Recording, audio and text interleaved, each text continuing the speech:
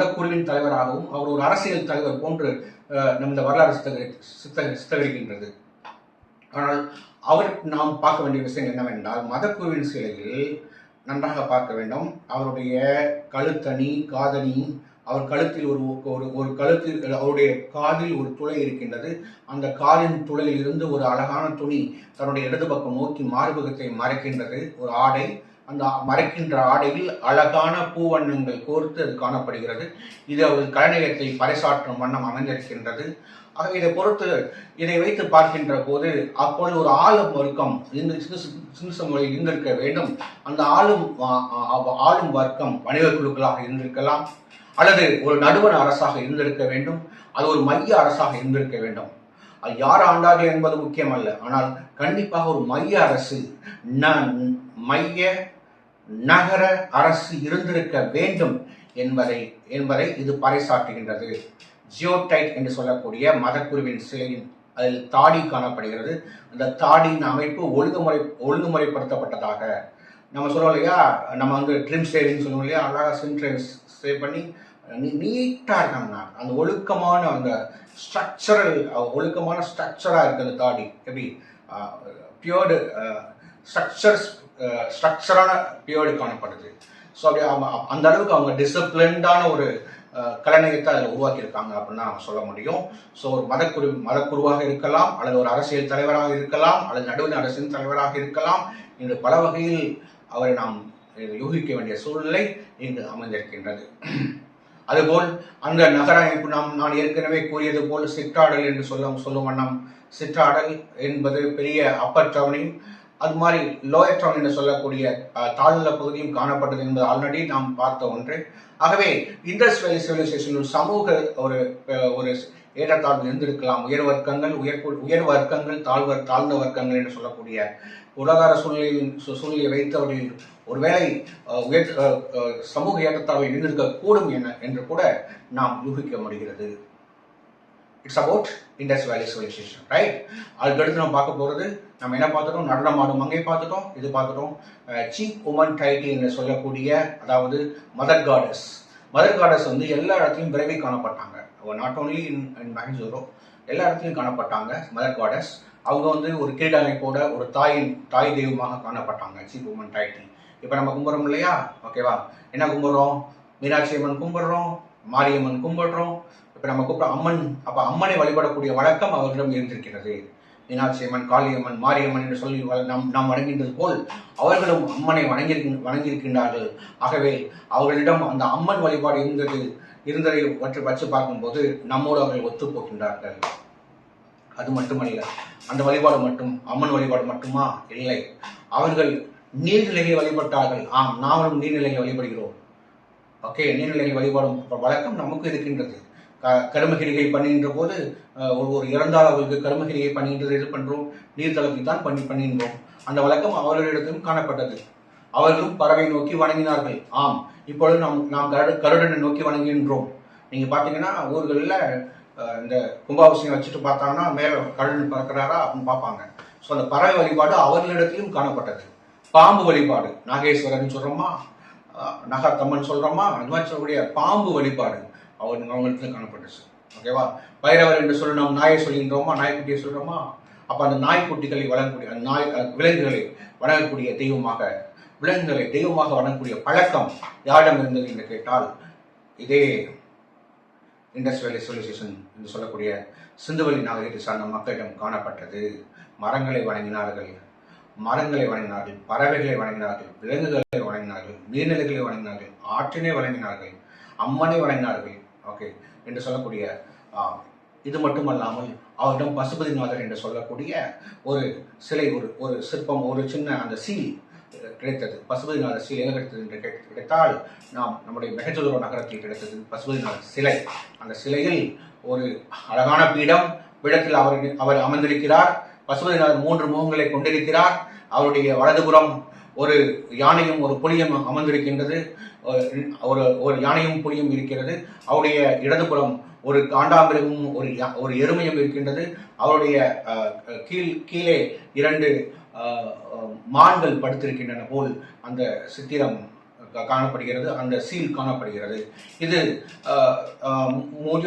மூத்தவர்கள் என்ன சொல்கிறார்கள் என்று கேட்டால், இதை பற்றி அறிந்த மூத்த வரலாற்று அறிஞர்கள் கூறுகின்ற பொழுது என்ன கூறுகிறார்கள் என்று கேட்டால், இது பழைய காலத்தில் சிவனை வழிபட்ட உருவம் இப்படித்தான் இருந்திருக்க வேண்டும் என்று யூகிக்கின்றார்கள்.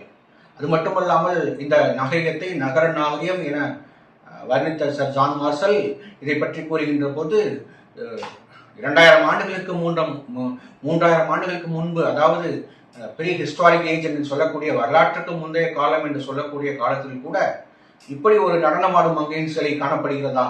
இதை ப்ரீ ஹிஸ்டாரிக், அதாவது ப்ரீ ஹிஸ்டாரிக் ஏஜ் என்று சொல்வதற்கே, அதாவது வரலாற்றுக்கு முந்தைய காலம் என்று சொல்வதற்கே ஒரு தயக்கமாக இருக்கின்றது. அவ்வளவு நேர்த்தியான சிலைகளை செய்திருக்கின்றார்கள் என்றுதான், அழகான அந்த நடனமாடும் மங்கையை செய்திருக்கிறார்கள் என்று அதை பார்த்து வியந்து பார்ப்பார் நம்முடைய சர் ஜான் மார்ஷல். கிரேக்க வரலாற்றில் கூட இந்த மாதிரி ஒரு அமைப்புகள் காணப்படவில்லை என்பதுதான் கல நிச்சயம். ஓகே, அதுக்கடுத்ததாக நாம் காண இருப்பது இவருடைய பரியல் பிராக்டிசஸ். நம்ம இதுவரைக்கும் என்னென்ன பார்த்தோம் அப்படின்னா, நல்லாவே தெரிஞ்சுக்கங்க. அவருடைய கடவுள் வழிபாடு எப்படி இருந்துச்சு, கடவுள் நம்பிக்கை எப்படி இருந்துச்சு, இடையெல்லாம் வழிபட்டாங்க அப்படின்னு சொல்லி நம்ம பார்த்தோம் இல்லையா? அதனால அதில் ஜியோடைட்டினால் ஆனக்கூடிய அந்த மதகுருவோட சிலையாகட்டும், தாமிரத்தில் ஆன நடனமாடும் மங்கையாகட்டும், அதே மாதிரி தாமிரத்தில் ஆனக்கூடிய அந்த பசுபதிநாதர் சிலையாகட்டும், அது மாதிரி இந்த மாதிரி முக்கியமான சில திங்ஸ்ல எங்கே மேல்ஜோரில் தான் காணப்பட்டுச்சுன்னு நம்ம பார்த்தோம். அது மட்டும் இல்லாமல் நீங்கள் பார்த்தீங்கன்னா மெகாபாத் எங்கே காணப்பட்டுச்சு? இங்கே தான். எங்கே காணப்பட்டுச்சு? மைசூரில் தான் காணப்பட்டுச்சு. மெகாபாத் என்று சொல்லக்கூடிய பெரிய குளியல் குளம் இங்கே தான் காணப்பட்டுச்சு. ஓகே, ஸோ மெகஜோரோ என்பது நிறைய ஆர்கியாலஜிக்கல் எவிடன்ஸை கொண்ட ஒரு அழகிய நகரம் என்று நாம் குறிப்பிட வேண்டும். அதுக்கடுத்து பரியல் ப்ராக்டிசஸ், எப்படி பரியல் பண்ணாங்க, எந்தெந்த வகையில் பரியல் பண்ணாங்க, ரைட்? ஸோ இந்த நாகரிகத்தை நகர நாகரிகம் என்று கூறியவர் யார் என்று கேட்டால் நீங்கள் மறக்கக்கூடாது, சர் ஜான் மார்ஷல் என கூற வேண்டும். சர் ஜான் மார்ஷல் தான் இந்த நாகரிகத்தை நகர நாகரிகம் என்று வர்ணித்தவர். வார்த்தையை மாற்றக்கூடாது. இந்த நாகரிகம் நகர நாகரிகம் என்பதை முதலில் உச்சரித்த நபர் ஜான் மார்ஷல், ரைட்? ஸோ அவங்களுடைய பரியல் ப்ராக்டிசஸ் எப்படி இருந்துச்சு அப்படின்னு பார்த்தோம்னா, நம்பர் 1, யாரால எப்படி புதைச்சாங்கன்னு பார்ப்போம். இப்போ இதில் எடுத்துக்கோம், ஒரு மோஜோரோ எடுத்துக்கோமே. ஃபர்ஸ்ட் எடுத்தோடனே அந்த எப்படி புதைச்சாங்க அப்படின்னா, நார்மலாக புதைச்சாங்க. இல்லை அப்படின்னா எரிச்சிட்டு அந்த எலும்புகளை எடுத்து புதைச்சாங்க. அந்த மாதிரி புதைக்கூடிய பழக்கம் இருந்துச்சு, ரைட்? அந்த மாதிரி பழையக்கூடிய பழக்க வழக்கம் அவங்கள்ட்ட இருந்துச்சு. இது கூட சர்க்கோட்டடா பகுதியில் எப்படி புதைச்சாங்க அப்படின்னா, சர்க்கோட்டடா என்று சொல்லக்கூடிய பகுதியில் எப்படி புதைச்சாங்க அப்படின்னா, அவங்களுக்கு சர்க்கோட்டடா பகுதியில் அதை புதைப்பாங்க இல்லையா? அதை புதைக்கூடிய அந்த முறை எப்படி இருந்துச்சு அப்படின்னா, முதுமக்கள் தாலி என்று சொல்லுவோம் இல்லையா? அந்த மாதிரி புதைச்சிருக்காங்க சர்க்கோட்டடா பகுதியில். காளிபங்கன் போன்ற பகுதியில் எப்படி புதைச்சிருக்காங்க தெரியுமா? காளிபங்கன் போன்ற பகுதியில் அவங்களுக்கு இந்த ஃபர்ஸ்ட் என்ன பண்ணுவாங்கன்னா புதைப்பாங்க. அப்புறம் புதைச்ச பிறகு அந்த எச்சி அந்த உடல் கொஞ்சம் இது பண்ண பிறகு, உடலுடைய எச்சங்கள் முடிந்த பிறகு அந்த எலும்புகளை எடுத்து மீண்டும் புதைப்பார்கள். அப்போ இருமுறை புதைக்கும் பழக்கம் எது காணப்பட்டுச்சு அப்படின்னா, எங்கே காணப்பட்டுச்சு? லோத்தல் பகுதியில் காணப்பட்டுச்சு.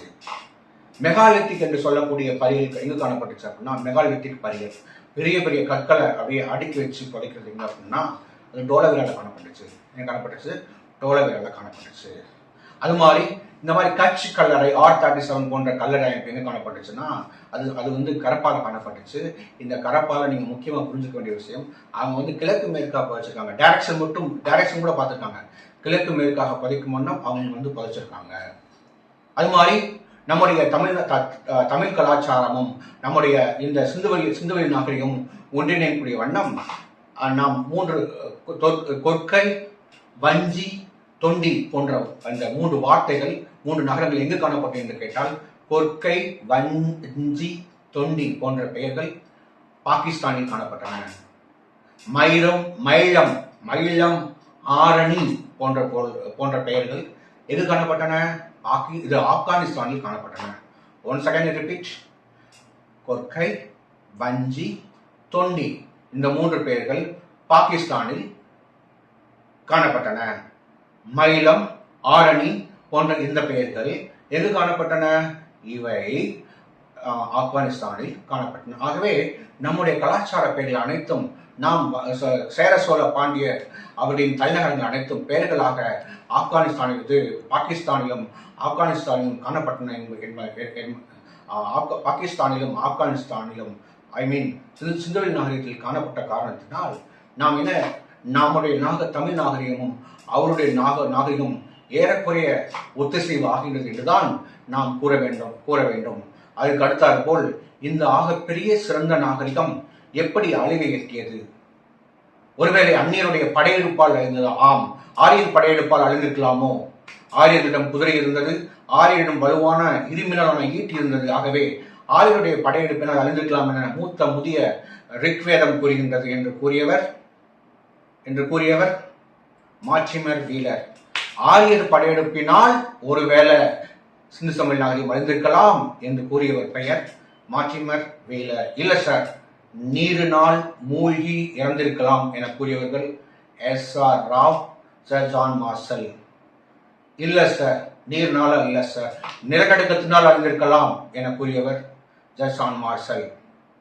அப்ப நீரினாலும் சரி, நிலநடுக்கத்தினாலும் சரி, நீர் நிலநடுக்கம் இந்த ரெண்டு வார்த்தையும் யாருக்கு வரும்னா ஜான் மார்ஷலுக்கு வரும்.